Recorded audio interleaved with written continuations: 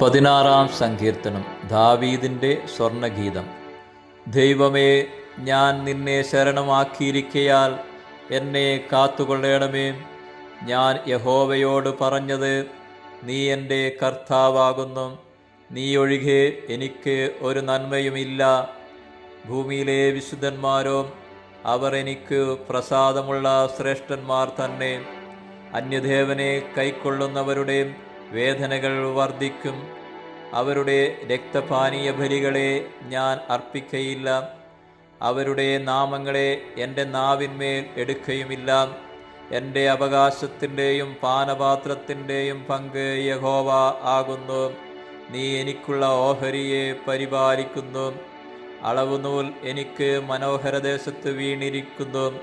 അതെ, എനിക്ക് നല്ലൊരവകാശം ലഭിച്ചിരിക്കുന്നു.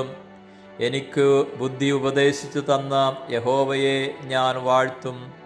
രാത്രികാലങ്ങളിലും എൻ്റെ അന്തരംഗം എന്നെ ഉപദേശിക്കുന്നു. ഞാൻ യഹോവയെ എപ്പോഴും എൻ്റെ മുമ്പിൽ വച്ചിരിക്കുന്നു. അവൻ എൻ്റെ വലത്തുഭാഗത്തുള്ളതുകൊണ്ട് ഞാൻ കുലുങ്ങിപ്പോകയില്ല.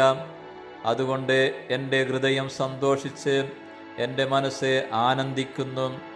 എൻ്റെ ജഡവും നിർഭയമായി വസിക്കും. നീ എൻ്റെ പ്രാണനെ പാതാളത്തിൽ വിടുകയില്ല. നിന്റെ പരിശുദ്ധനെ ദ്രവത്വം കാണുവാൻ സമ്മതിക്കുകയുമില്ല. ജീവൻ്റെ വഴി നീ എനിക്ക് കാണിച്ചു തരും. നിന്റെ സന്നിധിയിൽ സന്തോഷ പരിപൂർണതയും നിന്റെ വലത്തുഭാഗത്ത് എന്നും പ്രമോദങ്ങളും ഉണ്ട്.